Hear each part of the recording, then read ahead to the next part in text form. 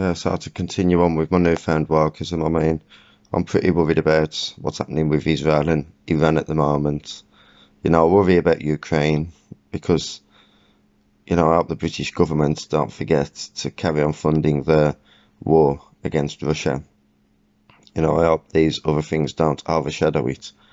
You know, I know we've already spent billions on that war, and we've also spent billions in taking in refugees that war has created, but, we can't stop now because Putin is definitely on the back foot. I mean, he's been on the back foot since the very start of the war. I mean, I know he has because I watch the BBC all the time, and he's got cancer and he's been losing his mind. So we've definitely got him sweating.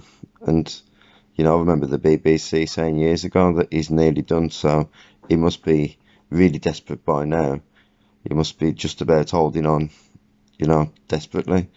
So, like I say, I'll stand with Zelensky, and I'll stand with Ukraine, and I welcome refugees. I welcome all refugees, and I stand with the Ukrainian people. And like I say, I welcome refugees. I mean, obviously, I don't welcome them to my house. I mean, if any refugees come to my house, I'll phone the police immediately, and if the police don't hurry up and get there, I'll probably smash their heads in with a metal bar. So, but I do stand with Ukraine, and obviously I won't fight for them. I mean, obviously somebody else can do that. I'm not even Ukrainian, and I've barely got a clue what's even going on. So, but I do stand with them, and I will definitely post nice supportive things on Facebook and Twitter showing everybody that I stand with Ukraine. I mean, and I believe Zelensky is great. I mean, he doesn't wear a suit like all the other politicians, so he's brilliant.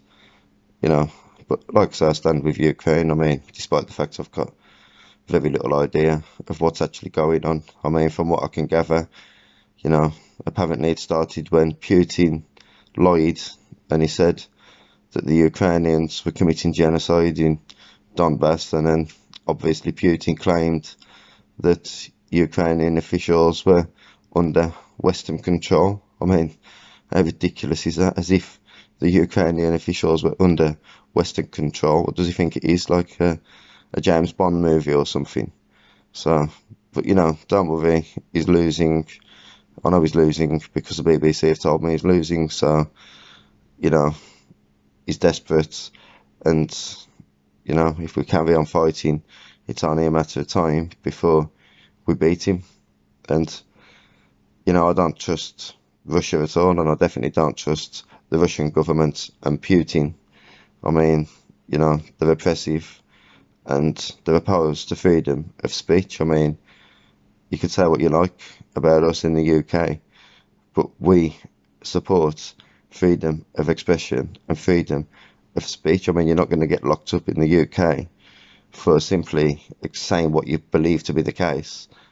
I mean, that's never going to happen. I mean, you don't get locked up for using freedom of speech in the UK, obviously, except for far-right thugs like Tommy Robinson and Lucy Connolly and, all the other far-right thugs that we've got locked up at the moment.